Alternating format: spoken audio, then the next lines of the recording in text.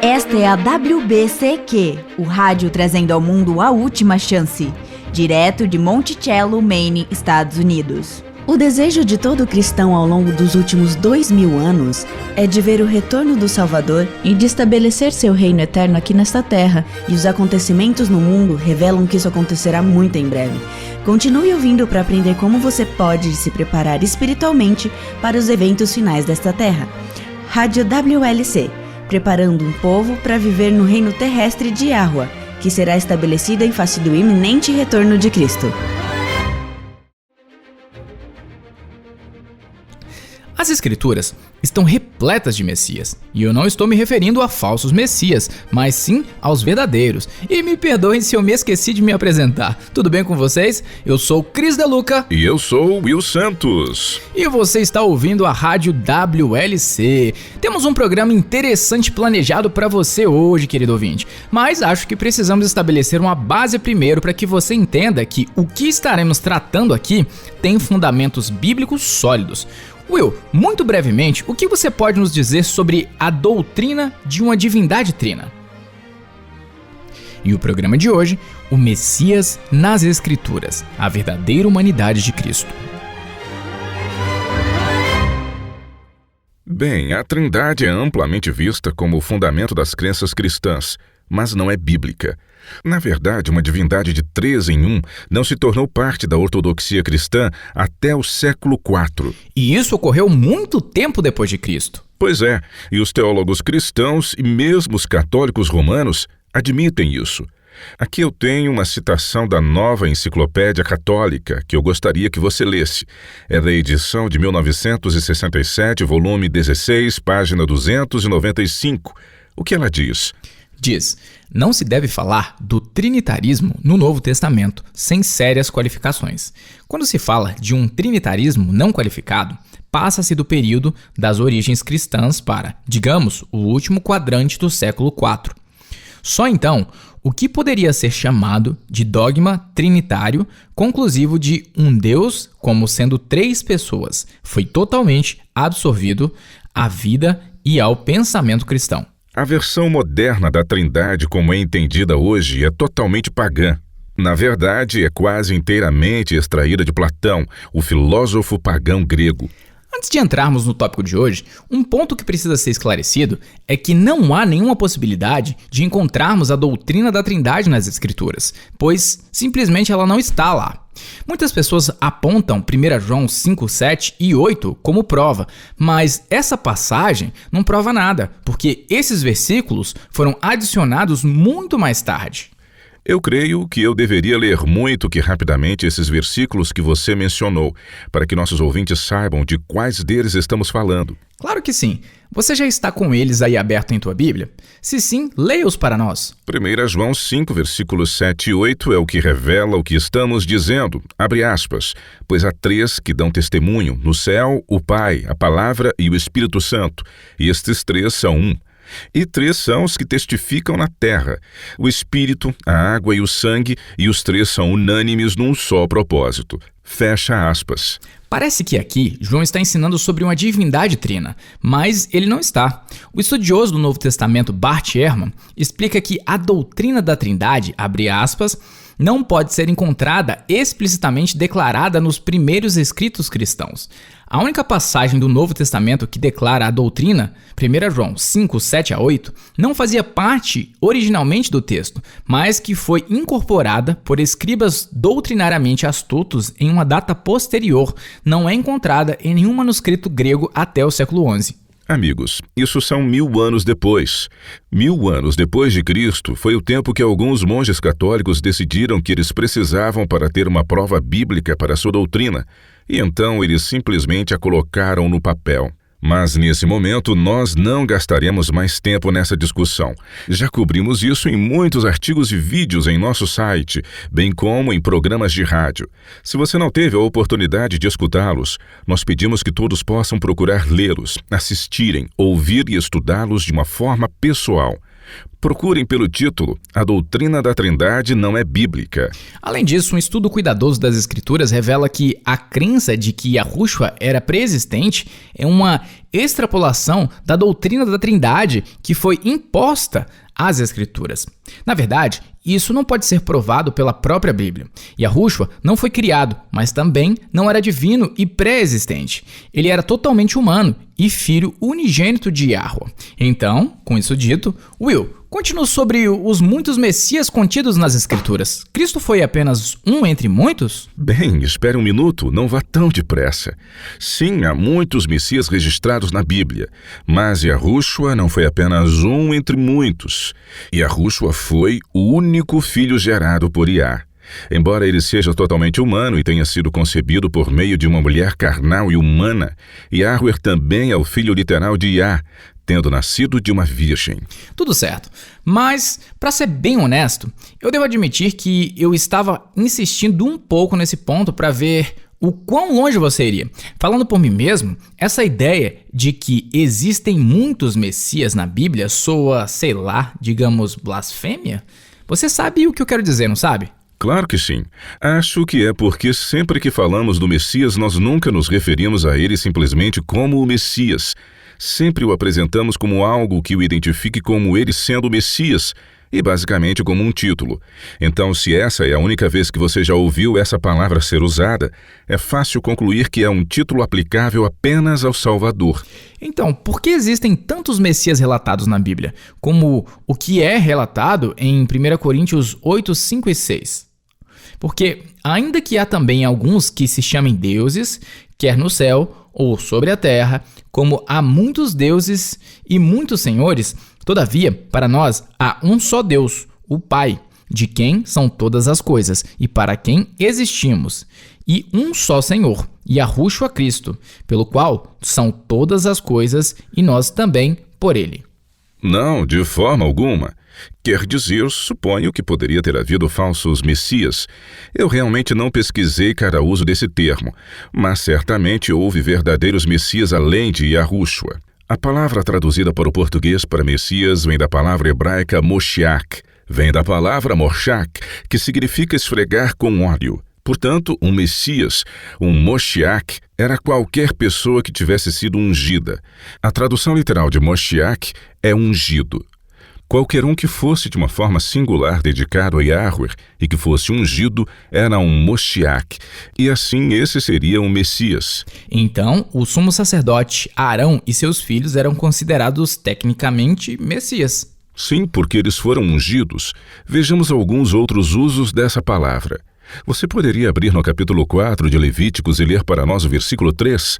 Aqui encontramos o primeiro uso da palavra Moshiach. Se o sacerdote ungido... O Moshiach. Se o sacerdote ungido pecar, para escândalo do povo, oferecerá pelo seu pecado um novilho sem defeitos a Yahweh, como oferta pelo pecado. Agora vamos para 1 Samuel capítulo 2, versículo 10. Essa é a oração de Ana quando ela estava se regozijando por Yahweh ter respondido à sua oração e lhe dado um filho, Samuel. Ok. Yahweh julga as extremidades da terra, dá força ao seu rei e exalta o poder do seu ungido. Vá agora, Chris, para 1 Samuel capítulo 24. Este é um uso muito fascinante e revelador da palavra Messias. Qual versículo? Comece pelo versículo 1. Tudo bem, vamos ver. Diz: Tendo Saul voltado de perseguir os filisteus, foi-lhe dito: Eis que Davi está no deserto de En-Gede. Tomou então Saul 3.000 homens escolhidos dentre todo Israel e foi ao encalço de Davi e dos seus homens, nas faldas das penhas das cabras monteses. Chegou a uns currais de ovelhas no caminho, onde havia uma caverna. Entrou nela Saul a aliviar o ventre. Ora, Davi e os seus homens estavam assentados no mais interior da mesma.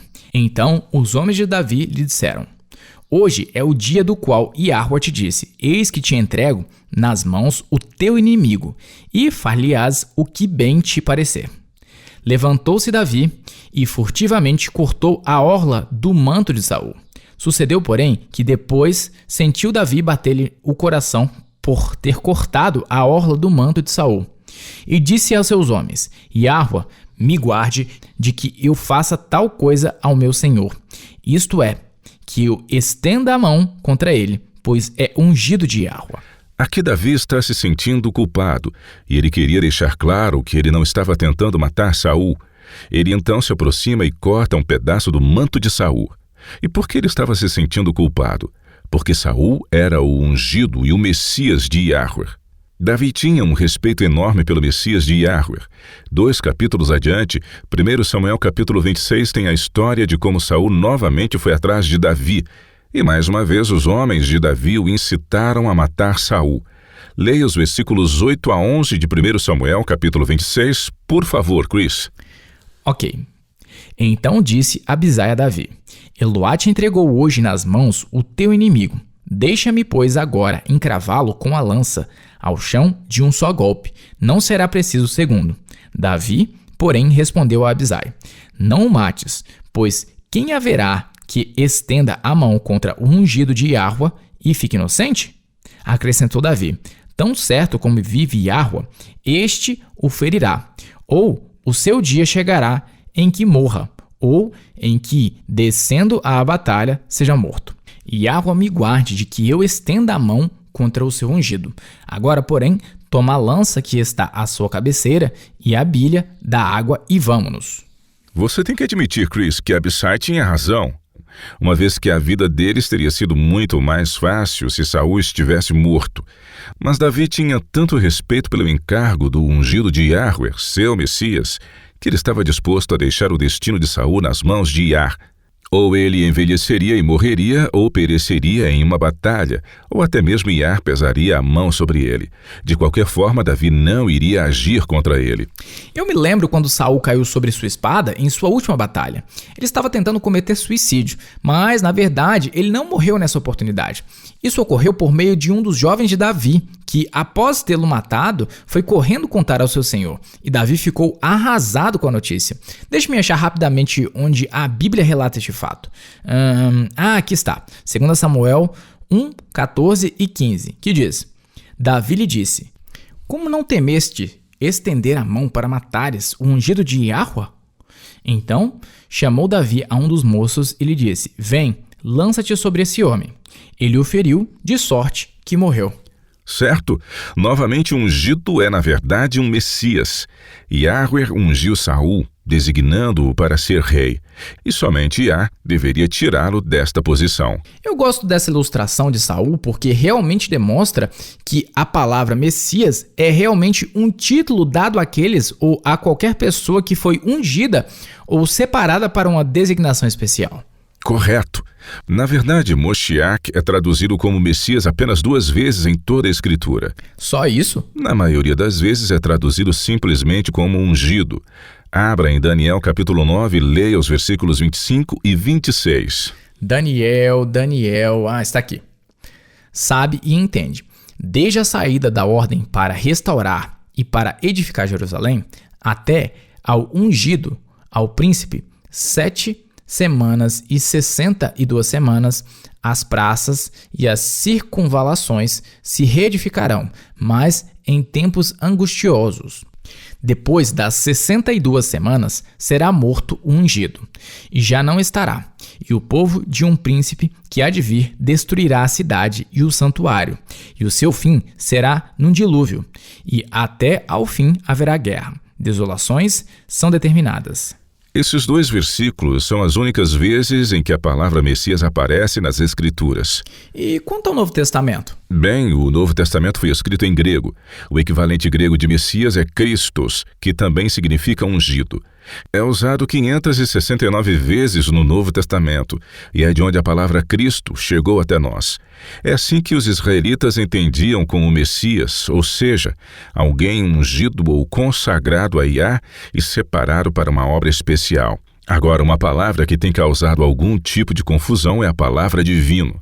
E Yahushua era divino? Bem, não. Você tem certeza do que você está falando? Sim, ele não é Deus, e sim humano. Mas por que você está colocando dúvida no que eu acabei de falar? Bem, como muitas palavras, o termo divino tem mais de uma definição. A primeira definição de divino é, abre aspas, relacionado a ou procedendo diretamente de Deus ou de um Deus, fecha aspas. E Yahushua veio diretamente de Yahweh? Claro que sim. Então, nesse sentido limitado, ele era divino. Porém, uma outra definição de divino é ser uma divindade. E Yahushua é uma divindade? Não, não é. Nesse sentido, ele não é divino. Ele originou-se de Yahweh, mas ele não é uma divindade. Em vez disso, ele é a palavra de Yahweh que se tornou humano. E sendo totalmente humano, ele não existia antes de sua concepção milagrosa no ventre de Maria. Sempre gostei da forma como João expressou esse fato, pois há muita poesia na maneira como ele a descreve. João capítulo 1, versículo 14 diz: "E o Verbo se fez carne e habitou entre nós, cheio de graça e de verdade, e vimos a sua glória, glória como do unigênito do Pai." Uma descrição inspirada. Esta ideia de Yahushua como originando-se de Yahweh aparece em outras partes das Escrituras também. Veja o capítulo 8 de João. Aqui Yahushua estava ensinando no templo e os fariseus, como sempre, estavam complicando o meio de campo. Na verdade, eles estavam zombando dele por ele ter nascido bastardo. Leia, Chris, os versículos 41 e 42. Disseram-lhe eles: "Nós não somos bastardos, temos um pai, que é Deus." Replicou-lhes Yahushua: "Se Deus fosse de fato vosso pai, certamente me havíeis de amar, porque eu vim de Deus, e aqui estou, pois não vim de mim mesmo, mas ele me enviou." Yahushua não é divino, mas sim totalmente humano. Mas ele originou-se e foi enviado por Yahweh. Ele era o descendente prometido de Davi, um ser humano nascido de uma virgem por meio da obra milagrosa do Espírito de Yahweh, e não há dúvida quanto às suas origens. Leia Lucas 1, versículo 35. Aqui o anjo está explicando a Maria como ela, uma jovem virgem, poderia conceber e dar à luz a um filho. Respondeu-lhe o anjo: "Descerá sobre ti o Espírito Santo, e o poder do Altíssimo te envolverá com a sua sombra. Por isso, também o ente santo que há de nascer será chamado Filho de Deus." Paulo, no primeiro capítulo de Romanos, basicamente diz a mesma coisa. Leia os primeiros 5 versículos de Romanos 1, por favor. Ok. Paulo, servo de Yahushua Cristo, chamado para ser apóstolo, separado para o Evangelho de Deus, o qual foi por Deus outrora prometido por intermédio dos seus profetas nas Sagradas Escrituras, com respeito a seu filho, o qual, segundo a carne, veio da descendência de Davi e foi designado Filho de Deus com poder, segundo o Espírito de Santidade, pela ressurreição dos mortos. Yahushua foi o Messias humano profetizado, nascido da linhagem de Davi, que originou-se divinamente de Yahweh. Paulo repete essa informação em Atos 13. Aqui ele está pregando aos judeus na sinagoga de Antioquia da Pisídia. Atos 13, e leia os versículos 21 a 23. Ok. Então, eles pediram um rei, e Deus lhes deparou Saul, filho de Quis, da tribo de Benjamim, e isto pelo espaço de 40 anos. E tendo tirado a este, levantou-lhes o rei Davi, do qual também, dando testemunho, disse: "Achei Davi, filho de Jessé, homem segundo o meu coração, que fará toda a minha vontade da descendência deste, conforme a promessa trouxe Deus a Israel o Salvador, que é Yahushua." É apenas neste sentido limitado, procedente de Yahweh, que Yahushua pode ser considerado divino. Mas ele não é divino, mas sim totalmente humano. Sun Bin foi um hábil estrategista militar que viveu na China no século IV a.C. Ele disse uma vez, abre aspas, "As forças convencionais no contexto da batalha, como acontecimento individual e momentâneo, retiram vantagem da demora, reorganizam-se, são reforçadas e o uso da tática é superior." Fecha aspas. Satanás é o estrategista mais brilhante que o mundo já viu. Ele frequentemente usa táticas perspicazes para confundir e oprimir aqueles os quais ele tenta persuadir. Para combater os planos de Satanás nos dias que à frente estão, Yahua proveu uma profecia para que ninguém seja pego de surpresa. Apocalipse 13 fala sobre uma besta, assim como uma imagem da besta e a marca que ela carrega consigo, a qual será imposta sob pena de morte. Todos os que recebem a marca da besta são privados da vida eterna. É por isso que é de vital importância identificar a besta e entender o que a sua imagem representa e como evitar receber a sua marca. É mister conhecermos sobre o que envolve essa batalha espiritual, pois isso poderá comprometer a nossa salvação.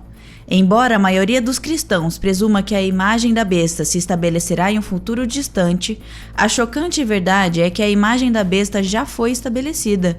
A única coisa que resta é que ela seja imposta pelos poderes desse mundo. É importante saber o que é a imagem da besta, quando ela foi estabelecida e como ela afeta as nossas vidas, pois, de uma forma ou de outra, nós seremos envolvidos por ela. Acesse o www.worldlastchance.com/português e clique no ícone Rádio WLC. Procure pelo episódio intitulado Espere pelo Inesperado. A imagem da besta já se encontra entre nós. Você também poderá procurar por esse episódio no YouTube.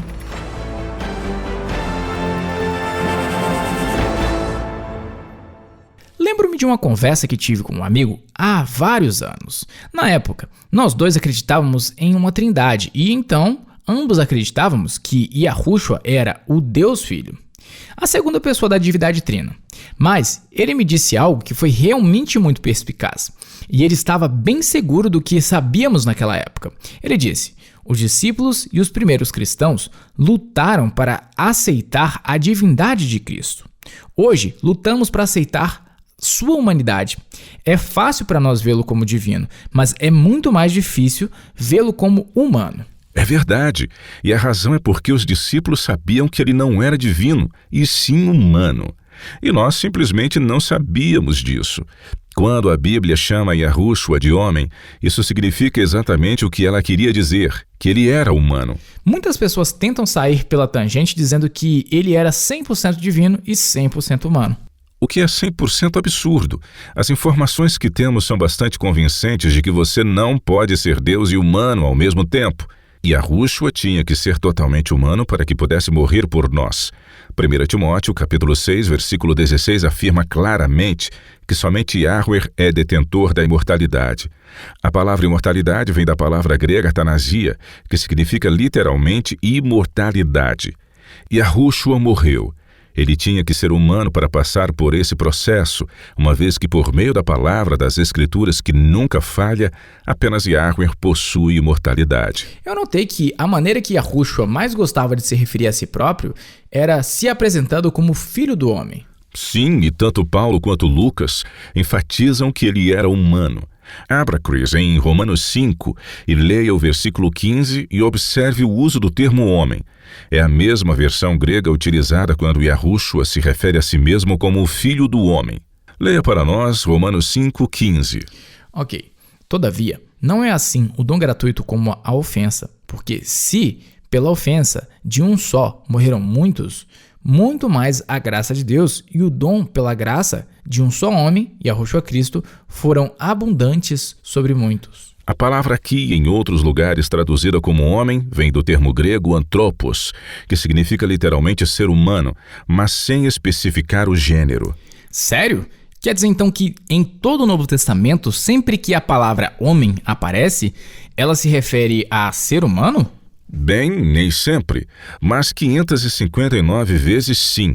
Vamos para 1 Timóteo capítulo 2 e ler o versículo 5. Observe aqui que uma separação distinta está sendo traçada entre Yahushua e o Pai. Ok.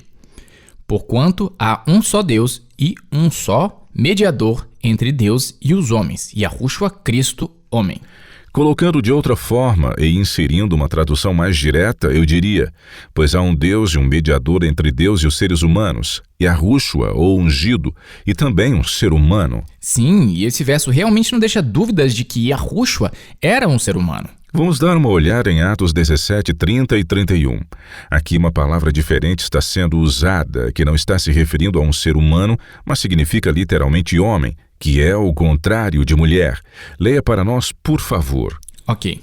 Ora, não levou Deus em conta os tempos da ignorância. Agora, porém, notifica aos homens que todos, em toda parte, se arrependam, porquanto estabeleceu um dia em que há de julgar o mundo com justiça, por meio de um varão que destinou e acreditou diante de todos, ressuscitando-o dentre os mortos.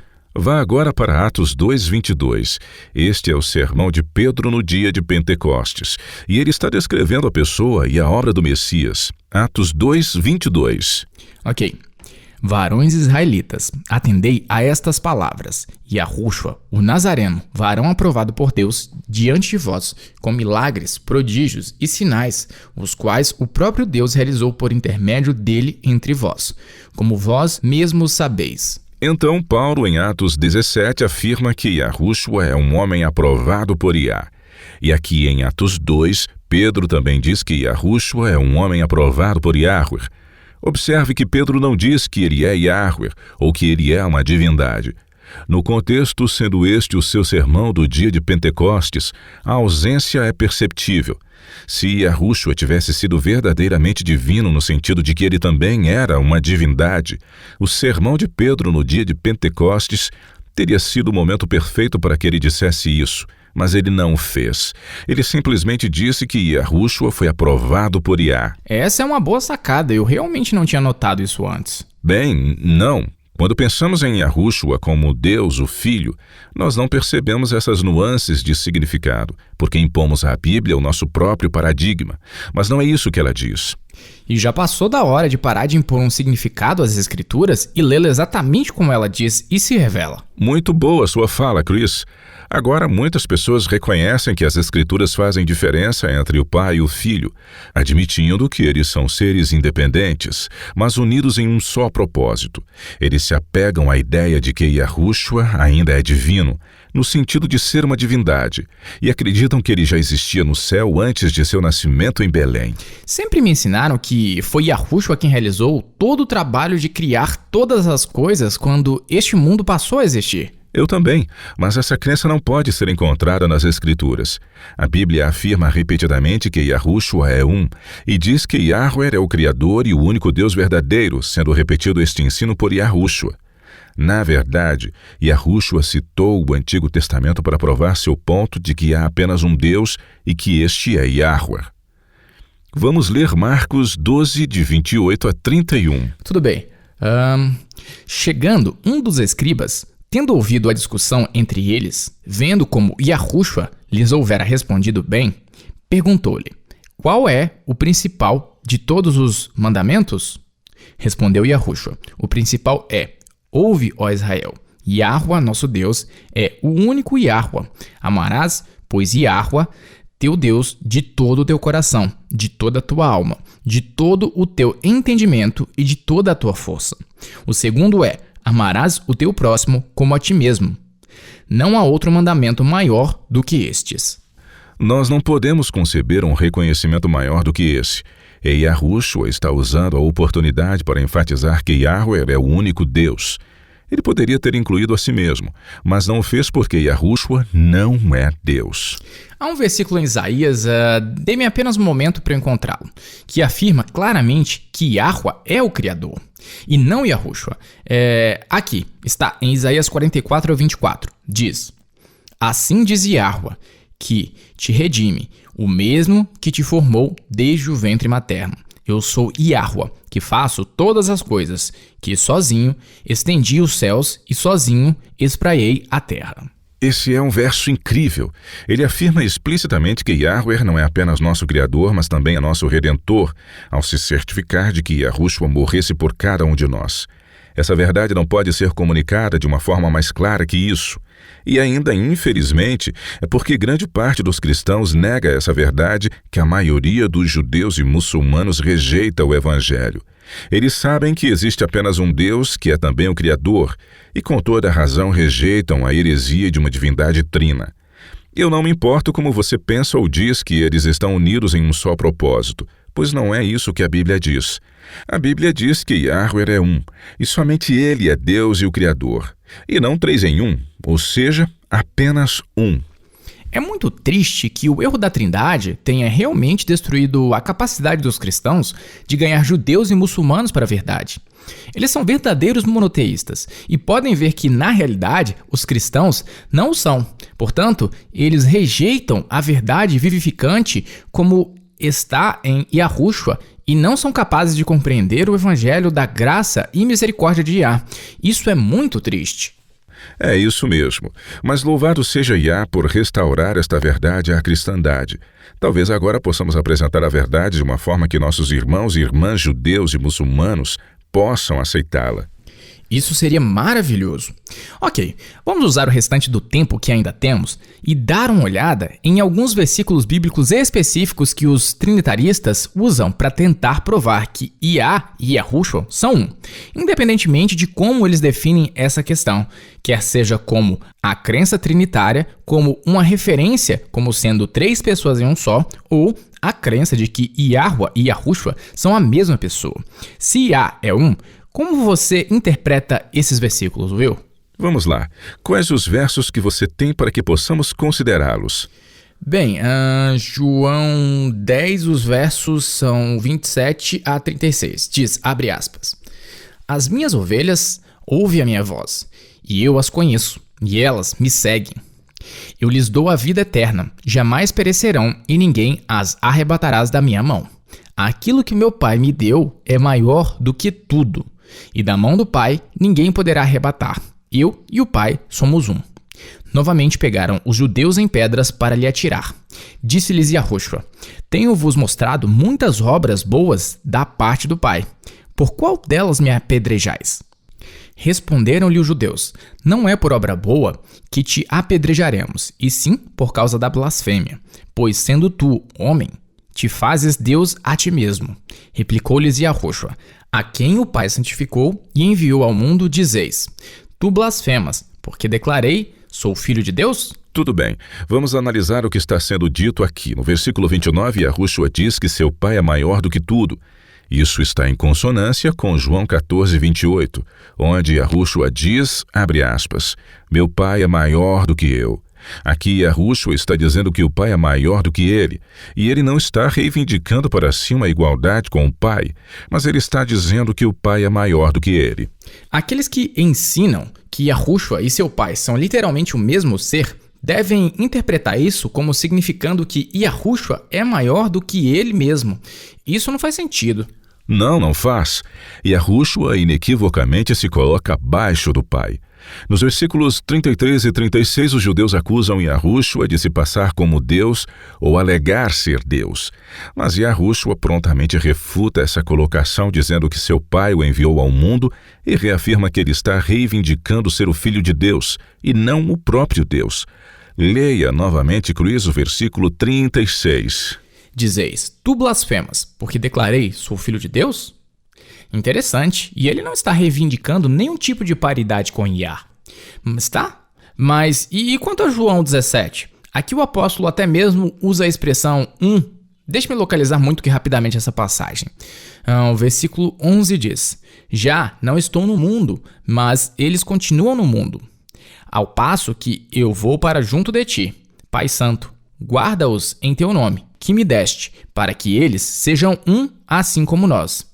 Em seguida, o versículo 22 e 23 dizem, eu lhes tenho transmitido a glória que me tens dado, para que sejam um como nós somos, eu neles e tu em mim, a fim de que sejam aperfeiçoados na unidade, para que o mundo conheça que tu me enviaste e os amaste, como também amaste a mim. E o que você diz dessas passagens? Novamente, Yahushua não está afirmando aqui ser um Deus. Em vez disso, ele está orando para que seus discípulos sejam um, assim como ele e o Pai são um. Ele estava orando para que todos nós nos tornássemos um de uma forma literal, como aqueles que acreditam na teologia unicista ensinam. Eles dizem que o Pai e o Filho são literalmente um ser. É por isso que nesta passagem, Yahushua está orando? Não está. Claro que não. Ele estava orando para que todos tivéssemos um só pensamento, um único propósito, e que vivêssemos em harmonia, trabalhando com ele e o Pai para salvar almas. E Paulo e Pedro dizem a mesma coisa.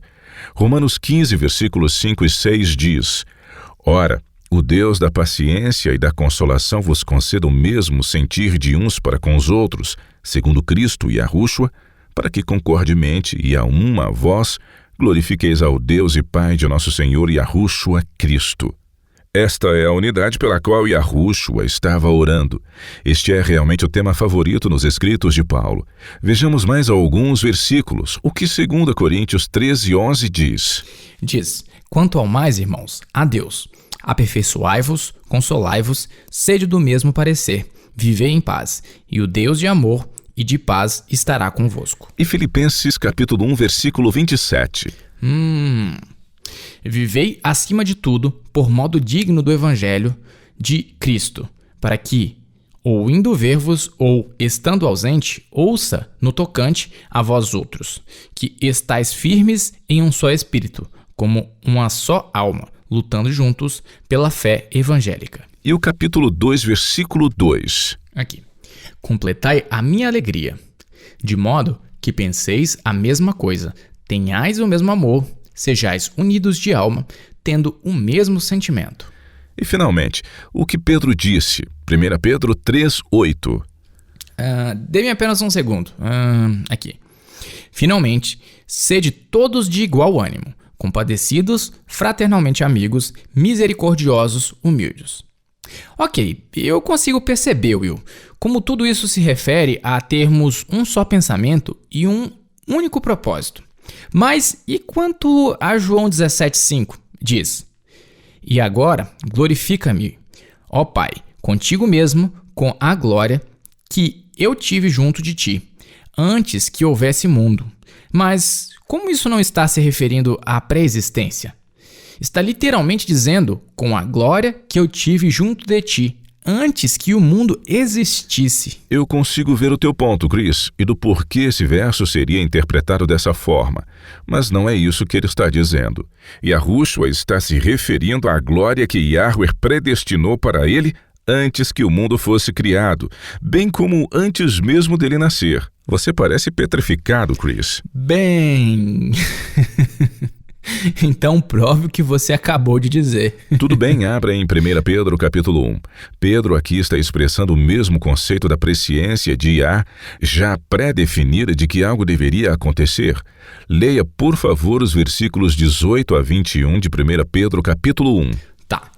Sabendo que não foi mediante coisas corruptíveis, como prata ou ouro, que fostes resgatados do vosso fútil procedimento que vossos pais vos legaram, mas pelo precioso sangue, como de cordeiro, sem defeito e sem mácula, o sangue de Cristo, conhecido com efeito antes da fundação do mundo, porém manifestado no fim dos tempos, por amor de vós, que, por meio dele, tendes fé em Yahuwah, o qual o ressuscitou dentre os mortos e lhe deu glória, de sorte que a vossa fé e esperança estejam em Yahuwah.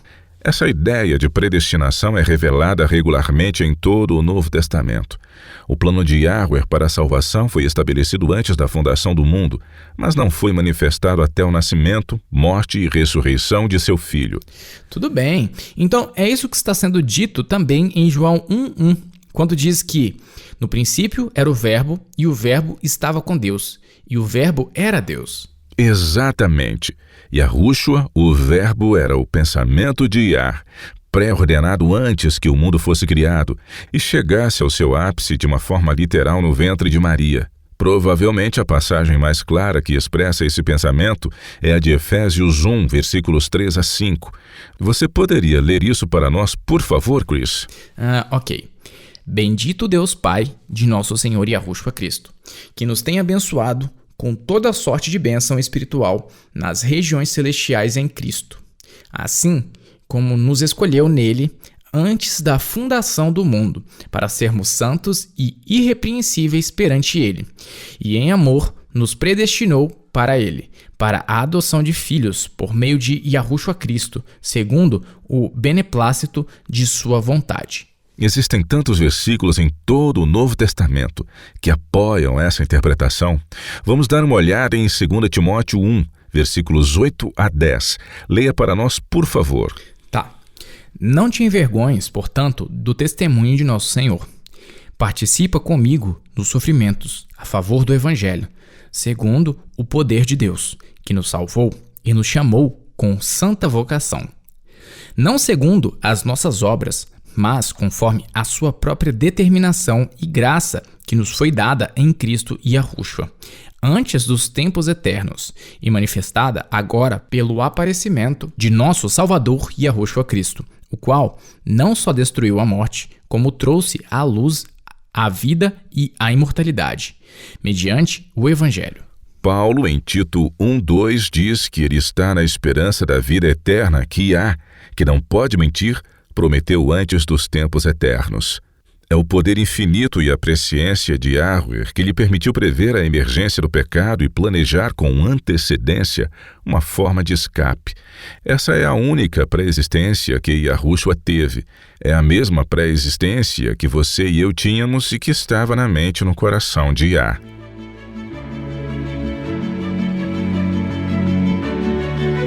Você está ouvindo a Rádio World Last Chance, na WBCQ, na frequência de 9.330 kHz, na faixa de 31 metros. Rádio World Last Chance, preparando um povo para o breve retorno do Salvador. Vamos lá, pergunta de hoje da nossa caixa de mensagens diárias. Vem de um país que possui possivelmente o lugar mais seguro do planeta para se viver. Ah, Antártica. Eu arrisco neste lugar porque não há muitas pessoas por lá. Na verdade, esse país que eu estou me referindo é o segundo mais populoso do mundo e que tem uma cidade chamada Shanisignapor, que é famosa por não ter trancas em suas casas. Na verdade, o último ato criminoso registrado nessa cidade foi há quase 400 anos. Isso é impressionante. Muitas pessoas pensam que a vulnerabilidade compartilhada de não haver fechaduras criou um ambiente de confiança da vizinhança que tornou o lugar bastante seguro para se viver. Você consegue adivinhar que lugar é esse? Segundo país mais populoso, Índia. Acertou! Navi Diácola escreve: saudações, queridos irmãos, que Yahweh abençoe seu trabalho. É possível que um cristão recuse um tratamento médico? Ou, se o tratamento médico for rejeitado e provavelmente essa pessoa viesse a morrer, isso seria comparado a cometer suicídio? Que pergunta interessante. Seria, não seria? É uma questão que surge o tempo todo na área da ética cristã. E há grandes debates sobre isso. Se é aceitável para um cristão recusar uma intervenção médica. E aí, Will? Alguma contribuição nesse sentido? Bem, eu não acho que seja uma pergunta que possa ser respondida categoricamente com um sim ou um não, uma vez que cada situação deve ser sempre levada em consideração. Acho que todos concordamos que a vida é muito preciosa, como também é um presente. Dito isso, existem certas situações em que a qualidade de vida versus o tempo de vida deve ser levado em consideração. Mas não temos a responsabilidade de fazer tudo o que pudermos para prolongar nossas vidas o máximo que nos for possível? Você não acha que recusar um tratamento médico que prolongaria a sua vida é, sei lá, o mesmo que cometer suicídio? Não, não é. E mesmo que eu fizesse, o suicídio não é um pecado imperdoável. Rejeitar o Espírito Santo a ponto de não ser mais capaz de ouvir seus reclames é um pecado imperdoável, mas não o suicídio. Você se lembra de Hebreus 11? Ah, sim. Lembro. É o capítulo dos heróis da fé. Se a Bíblia tivesse um hall da fama com os guerreiros da fé, esse seria Hebreus 11. É verdade. Hebreus 11, versículo 32 diz: E que mais direi? Certamente me faltará o tempo necessário para referir o que há a respeito de Gideão, de Baraque, de Sansão, de Jefté, de Davi, de Samuel e dos profetas. Alguns desses nomes em especial chamou sua atenção, Chris? O nome de Sansão. Ele cometeu suicídio quando derrubou as colunas do templo sobre si, não foi? Sim, foi. Mas seu nome mesmo assim encontra-se registrado no capítulo dos heróis da fé e no rol da fama da Bíblia como um poderoso guerreiro de Iá. Meu pai faleceu de câncer há alguns anos. Quando ele foi diagnosticado, é claro que foi um choque. Mas ele tinha uma pergunta curta e grossa para fazer à médica. Ele a perguntou: Este tratamento que você está me prescrevendo me proporcionará outros 4 a 6 anos de vida? Ou estamos falando de mais 4 a 6 meses? Se minhas chances de ter mais alguns anos de vida são grandes, terei prazer em seguir esse tratamento. Mas, se for para eu ter mais alguns meses, prefiro ter uma qualidade melhor de vida no pouco tempo que me resta. Eu concordo com ele. A verdade é que não existe uma resposta certa ou errada. Cada pessoa deve decidir por si mesma qual será o caminho mais adequado para a situação que ela está passando. Com todos os avanços da ciência médica, as pessoas estão vivendo mais do que nas gerações passadas, e esse aumento no conhecimento tem sido de muitas maneiras uma bênção. Mas isso não significa que você seja de alguma forma obrigado a tomar medidas mirabolantes para prolongar a sua vida em todas e quaisquer circunstâncias. Um cristão tem o direito de morrer com dignidade e certamente pode escolher fazê-lo sem violar nenhum princípio bíblico. O que nós precisamos fazer é dar o suporte emocional e muito amor e não julgar ou criticar qualquer decisão que ele ou ela tome. Eu acho que às vezes uma resposta firme e com convicção é o que as pessoas querem ouvir. É verdade, e isso permite que você não pense sobre isso baseado em seus sentimentos. Mas cada situação é única. Se você não souber como proceder, ore, busque descobrir como você pode ajudar e vá em frente. E isso é tudo que qualquer um de nós poderá fazer. E esse é um bom conselho para qualquer situação. Tudo bem. É hora de mais uma pergunta. Vanessa, de Landau Under. Essa é a terra onde todos os animais parecem ser de grandes proporções e bastante perigosos? Então, você já esteve na Austrália antes? Sim, é um país lindo, mas é preciso ter um certo tipo de coragem para viver por lá, pois, a meu ver, todos os animais, inclusive os pássaros e insetos, parecem querer te engolir vivo. Bem, parece que a Vanessa tem sobrevivido a todos esses animais horripilantes. E ela está procurando por algumas dicas. Ela diz: eu gostaria de ajudar meus filhos a aprenderem a memorizar as escrituras. Eles têm idade entre 5 e 12 anos. Vocês teriam alguma sugestão sobre uma maneira mais fácil de memorizar as escrituras? Que coisa maravilhosa de se fazer! Eu me arrependo de não ter aprendido a memorizar muitos versos quando criança e sempre me arrependi porque os que aprendi ainda os guardo em minha memória. Que presente maravilhoso para dar a seus filhos, Vanessa!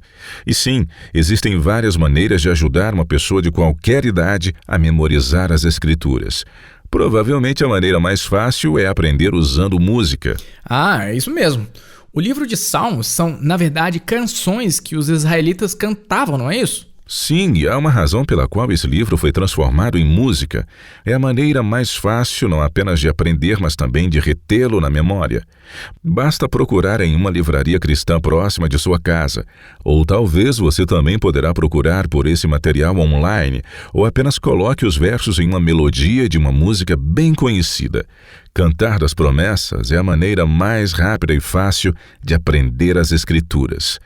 Para alguém mais velho, uma maneira para ajudar a aprender um versículo e memorizá-lo é escrever a primeira letra de cada palavra em um pequeno pedaço de papel.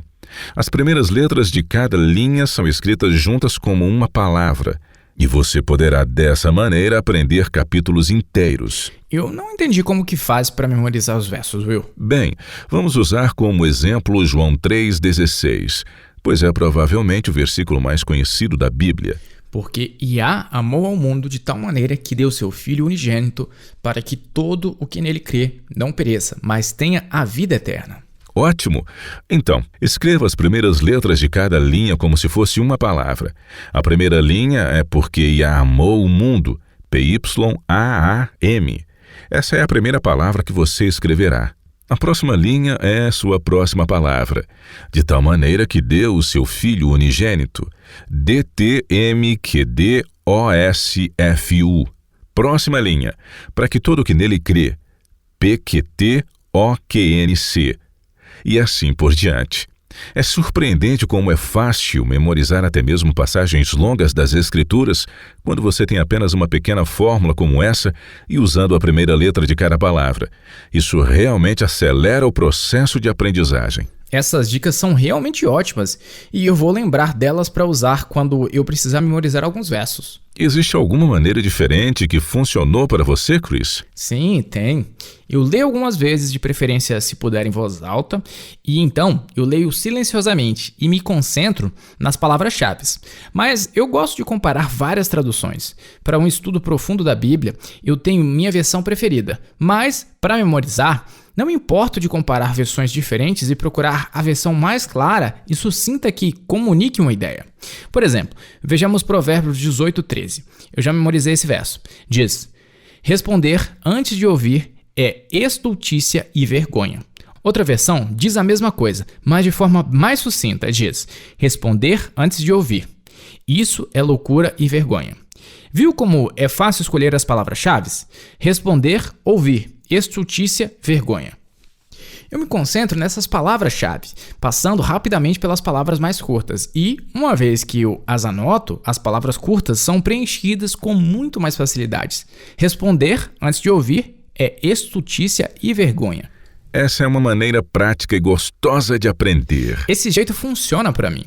Pode não ser do jeito que todos prefiram, por eu usar diferentes versões, mas acho que o mais importante é deixar os conceitos gravados em nossas mentes e corações. Se você for se preocupar em usar só algumas versões que fazem sentido para você, talvez isso faça com que você se desestimule, e isso seria uma pena.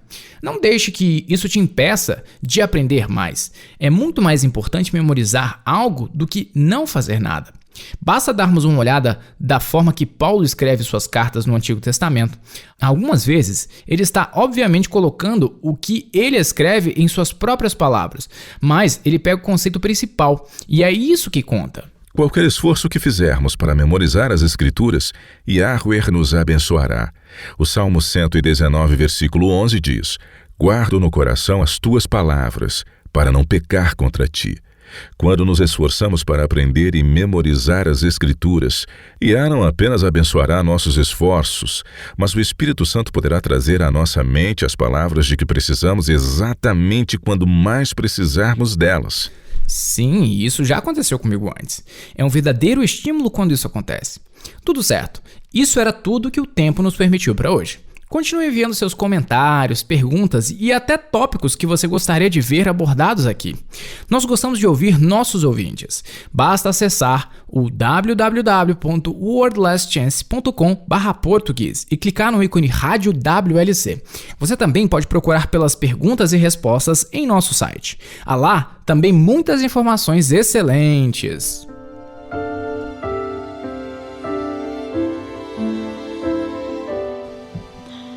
Eu sou Laura Lee com sua promessa diária da palavra de Yah. Danson nasceu sem os dedos na mão esquerda. Isso acontece em cerca de 1 para cada 1000 crianças que nascem. Isto ocorre porque o cordão umbilical se enrola em uma das mãos antes do nascimento, impedindo que os dedos se desenvolvam normalmente.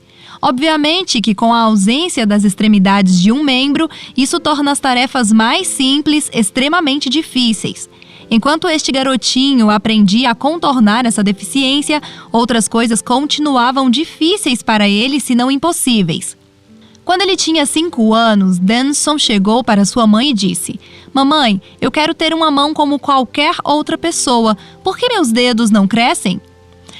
Como você responde a uma pergunta como essa? Tudo que sua mãe podia fazer era abraçá-lo e chorar amargamente. Os pais de Danson levaram seu filho a médicos e mais médicos, como também a muitos especialistas diferentes. Depois a família foi em busca da possibilidade de adquirir uma prótese de última geração. O problema era que essa tecnologia avançada custava milhares de dólares, dinheiro esse que a família não possuía. Além disso, mesmo que a família tivesse todo o montante para investir em algo que de alguma forma aliviasse a dor da criança, isso poderia não dar resultados em virtude de que Danson estava em fase de crescimento. Embora Danson fosse um garoto saudável e estivesse em fase de crescimento, a ausência da mão ainda causava um impacto emocional muito grande em sua vida. Algumas crianças, quando viam, olhavam diretamente para sua mão. E outros até faziam perguntas indesejáveis, assim como caçoavam dele. Danson tentava esconder sua mão da mira de qualquer um que se aproximasse, exceto de sua família. Sua mãe orou com esmero para que, de alguma forma, Yahweh provesse uma maneira de que seu filho pudesse ter sua mão restabelecida. Ela orou e buscou respostas por 7 anos consecutivos. Então, um dia, em uma conversa com a mãe de Danson, a professora do menino deu à família um raio de esperança. Ela disse que conhecia Jen e Ivan Owen, um casal que possuía uma impressora 3D. Será que uma impressora 3D poderia fazer alguma coisa para ajudar Danson? Danson e seus pais viajaram para conhecer aquele casal que tão generosamente havia aberto sua casa para recebê-los.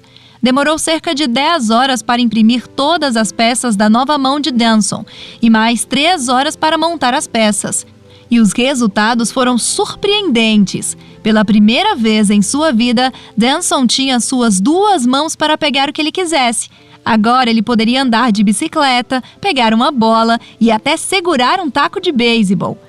Basicamente, ele poderia levar uma vida normal como qualquer outra criança, sem ter que achar formas para fazer alguns movimentos que para alguém normal os realizaria sem nenhum problema.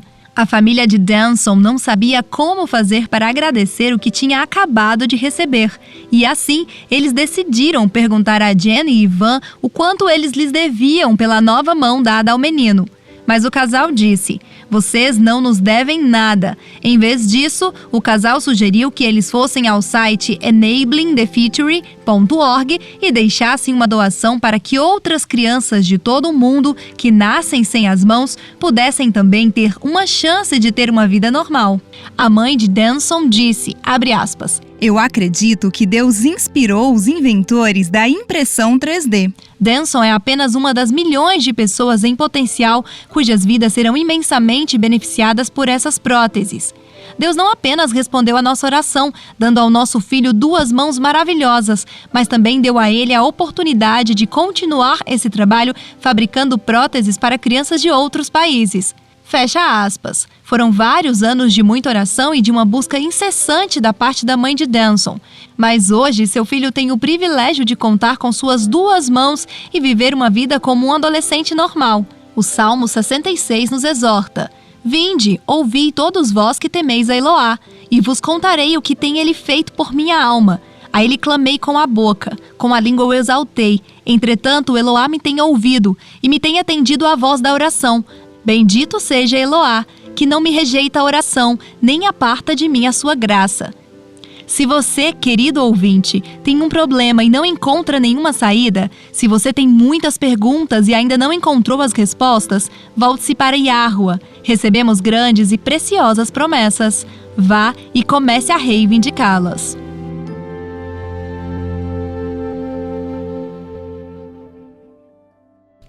Obrigado por dedicar seu tempo para revisar essas diferentes passagens das Escrituras, Will.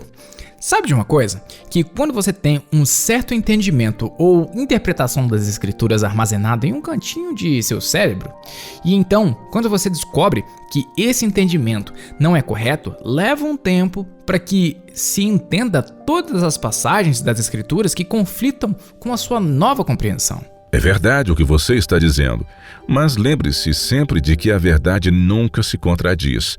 E há uma tremenda segurança em saber que a presciência de Yahweh era tal que ele sabia de antemão que o pecado iria eclodir. E ele tinha um plano prontinho para curar essa ferida. Desde a eternidade que já ficou para trás, já era seu plano suscitar Yahushua na hora e no lugar certo, a fim de redimir a humanidade. Ele não predestinou o pecado, mas ele planejou uma saída, caso isso fosse necessário. Isso faz sentido. Isso me lembra da descrição de Yahushua em Apocalipse 13:18. Lá, ele é descrito como o Cordeiro morto desde a fundação do mundo. Exatamente. E essa garantia é dada a cada um de nós. Não há nada em sua vida que venha a suceder, nenhum problema que te desmorone, nenhuma catástrofe que seja tão avassaladora e nenhum desastre de tão grandes proporções que Yah não saiba de suas consequências. Ele tem tudo sob controle. Junte-se a nós novamente amanhã e até lá. E lembre-se, Yahweh te ama e ele é digno de confiança.